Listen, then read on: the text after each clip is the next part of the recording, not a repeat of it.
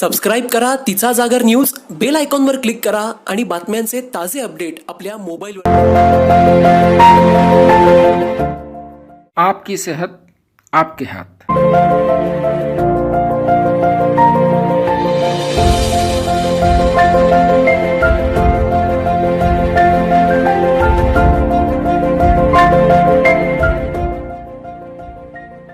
अस्सलाम वालेकुम नाजरीन, मैं हूं Mufeed Khan, certified diabetes educator, NLP consultant और न्यूट्रिशनिस्ट। अस्सलाम वालेकुम नाजरीन, कुदरती वेंटिलेशन यानी नेचुरल वेंटिलेशन कैसे दिया जाए। आजकल शहर में जो हालात हैं इससे आप तमाम लोग बखूबी वाकिफ़ हैं। दवाखानों के अंदर बेड्स अवेलेबल नहीं हैं, और अगर बेड्स अवेलेबल हैं तो एक एक बेड 50,000 से 1 लाख रुपए तक मिल रहा है। आम बीमारियों के लिए तो इलाज मुमकिन ही नहीं है। मेडिकल सिस्टम, मैं ये नहीं कहूँगा कि कोलैप्स हो गया है, लेकिन मेडिकल सपोर्ट की अवेलेबिलिटी बहुत रेस्ट्रिक्टेड हो गई है। ऐसे हालात में एक एक आदमी अपने अजीज़ व अकारिब को 3-3, 4-4 हॉस्पिटल्स लेकर घूम रहा है, और उसके बावजूद भी इसको कोई मेडिकल सपोर्ट अवेलेबल नहीं है। और आखिरकार अक्सर हालात में ये सुनने में आ रहा है कि हर आदमी जो अगर हॉस्पिटल पहुंच भी जाता है तो वहां से बच के आने के इम्कानात बहुत कम हो चुके हैं। ऐसे में हम आपको ऐसे नेचुरल मेथडोलॉजीज बताने वाले हैं जिनके ज़रिए आप ये सारी तगोदू से बच जाएंगे, और न सिर्फ इनसे बच जाएंगे बल्कि घर बैठे आप कुदरती तौर पे इलाज कर पाएंगे। तो जनरली 3 चीज़ों के ऊपर मैं आज आपसे गुफ्तगू करूंगा। नंबर 1 बात, सबसे बड़ा मसला जो हॉस्पिटल्स में है वो है वेंटिलेटर का। तो वेंटिलेटर के ऊपर आज सबसे पहले बात करते हैं, क्योंकि आपने कोरोना से बचने की तो बारे में बहुत कुछ सुना होगा। वेंटिलेशन एक्चुअली है क्या, नेचुरल वेंटिलेटर कैसे होता है। देखिए, एक होता है मैकेनिकल वेंटिलेटर जो आप दवाखानों में देखते हैं कि वहाँ पर लोग जाते हैं और वहाँ जाने के बाद में एक मैकेनिकल डिवाइस के ज़रिए से आपको ऑक्सीजन की सप्लाई की जाती है। अक्सर हालात में ये होता है कि जो वेंटिलेटर होता है उसका जो प्रेशर होता है, वो प्रेशर और उसकी जो स्पीड होती है वो आपकी नेचुरल स्पीड से अलाइन नहीं होती, जिसके नतीजे में वेंटिलेटर पे जाने के बावजूद भी मरीज सेहतयाब होने के बजाय उसका नुकसान उसको ज़्यादा हो रहा है, और बजाय इसके कि वो ज़िंदा वापस लौटे उसके मर के वापस आने के इम्कान ज़्यादा बढ़ रहे हैं। इसके बजाय मेडिकल साइंस ही में इस मैकेनिकल वेंटिलेटर की इजाज़त से पहले नेचुरल वेंटिलेशन हमेशा से दिया जाता था, लेकिन उसको बताया नहीं जा रहा है। हम आज आपको बताएंगे कि आप घर बैठे बगैर किसी पैसा खर्च किए किस तरीके से आप नेचुरल वेंटिलेटर से वेंटिलेशन हासिल कर सकते हैं। बेसिकली इसको कहते हैं प्रोन वेंटिलेशन। तो basically prone ventilation actually prone position को भी कहते हैं, और बाज़ हालात में जो मैकेनिकल वेंटिलेटर दिया जाता है उसको प्रोन पोजीशन में भी दिया जाता है। लेकिन उसके लिए आपको मैकेनिकल वेंटिलेटर की ज़रूरत नहीं है, सिर्फ आप प्रोन पोजीशन में भी आ जाएंगे तो भी आपके लंग्स की सांस लेने की कैपेसिटी बढ़ जाएगी। और एक ख़ास बात जो मैं आपको बताऊंगा वो ये कि ये जो प्रोन पोजीशन है या प्रोन वेंटिलेशन है, ये मैकेनिकल वेंटिलेशन के मुकाबले में 70% ज़्यादा इफेक्टिव है। जी हाँ, मेरी बात को आप नोट कर लीजिए। मैकेनिकल वेंटिलेटर जिसका आप एक एक दिन का 10-10 हज़ार 50-50 हज़ार रुपये देते हैं, और ये फ्री का वेंटिलेशन उसके मुकाबले में 70% ज़्यादा इफेक्टिव है। तो क्या है ये prone ventilation? Prone ventilation basically एक पोजीशन का नाम है जिसके अंदर पेशेंट को, जिसको सांस लेने में दुश्वारी है, उसको आप पेट के बल लिटा दें। पीठ के बल नहीं, पेट के बल। पेट के बल लिटा दें, गर्दन के नीचे 1 तकिया दें, और उसके पेट के नीचे 2 तकिए दें, और उसके पिंडलियों के नीचे 2 तकिए दें। ये एक प्रोन पोजीशन है। इस पोजीशन में जब बंदा लेट जाएगा आधा घंटा से 45 मिनट, तो उसके लंग्स के अंदर सांस लेने की कैपेसिटी बढ़ जाएगी। आप देखोगे कि बहुत जल्द उसको जो सांस लेने में दुश्वारी है उससे वो जल्दी ठीक हो जाएगा। हर 6 से 8 घंटे में 30 से 45 मिनट अगर इस पोजीशन में लेटाएंगे आप, तो जो मैकेनिकल वेंटिलेटर का फ़ायदा है उससे 70% ज़्यादा फ़ायदा आपको इस प्रोन वेंटिलेटर से होगा। तो ये एक काम की बात हमने आपको बताई।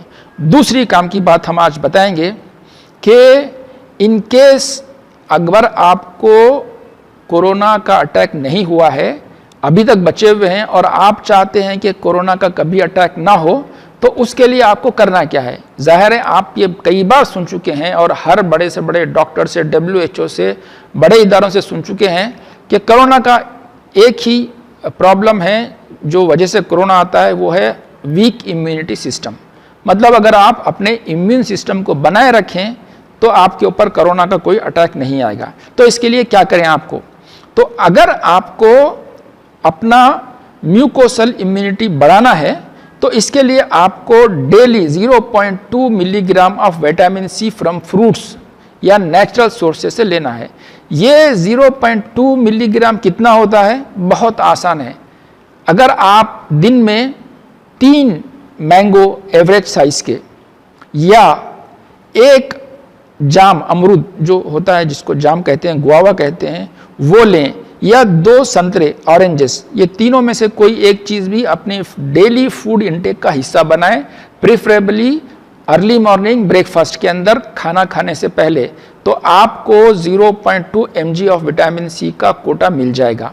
या इसके अलावा अगर आप चाहेंगे वेजिटेबल्स लें तो 4 टमाटो एवरेज साइज के ले लें या टमाटो के साथ क्यूकम्बर ले लें आप, तो भी आपको आपका विटामिन सी का डोसेज मिल जाएगा। इस तरीके से आपकी इम्यूनिटी सिस्टम बरकरार रहेगी। इसी के साथ साथ थोड़ी सी ब्रीथिंग एक्सरसाइजेस वगैरह जो हम हमारे दूसरे वीडियोस के अंदर है उनका प्रैक्टिस कर लें तो काफ़ी रहेगा। नंबर 3 बात, अगर खुदा ना खास्ता आपको कोरोना का अटैक आ ही चुका है और अब आप फिर रहे हैं दवाखाना बेड ढूंढते हुए और परेशान, तो उसके बदले में घर बैठिए। अगर आपको कोरोना के जो सिम्टम्स हैं उसके अंदर बुखार है, सर्दी है और सांस लेने में दुश्वारी है, ये तीनों में से कोई भी है, तो नेचुरल वेंटिलेशन के बारे में तो हम पहले अर्ज ही कर चुके हैं। उसके अलावा बुखार और खांसी वगैरह अगर है तो क्या करना है आपको? कोरोना पॉजिटिव भी आ चुका है तो सिर्फ 3 दिन के अंदर आप उस पॉजिटिव को निगेटिव में तब्दील कर सकते हैं। बहुत आसान तरीका है, इससे पहले भी हमने वीडियो में बताया है, आज फिर आपको बता रहे हैं। आपको सिर्फ इतना करना है कि पहले दिन डे 1 आपका जो बॉडी वेट है, सपोज मिसाल के तौर पे मैं एक आसान मिसाल देता हूँ, आपका बॉडी वेट है 60 kg। अगर आपका बॉडी वेट 60 kg है तो पहले दिन अपने बॉडी वेट को 10 से डिवाइड कीजिए। सो 60 डिवाइडेड बाई 10 कितना हो गया? 6, मतलब 6 गिलास कोकोनट का पानी, फ्रेश जो ग्रीन वाला कोकोनट होता है उसका पानी 6 गिलास, और 6 गिलास संतरे का या कोई भी सिट्रस फ्रूट का जूस, जिसके अंदर संतरा हो सकता है, मौसम्बी हो सकता है, पाइनएप्पल हो सकता है, ग्रेप फ्रूट हो सकता है, इनमें से किसी का भी 6 गिलास जूस, तो 24 घंटे के अंदर डे 1 24 घंटे के अंदर आप 6 12 गिलास जूस पिएंगे। इसके अलावा आप कोई और ग़िज़ा नहीं लेंगे, no solid food, no other food. ये डे 1 हो गया।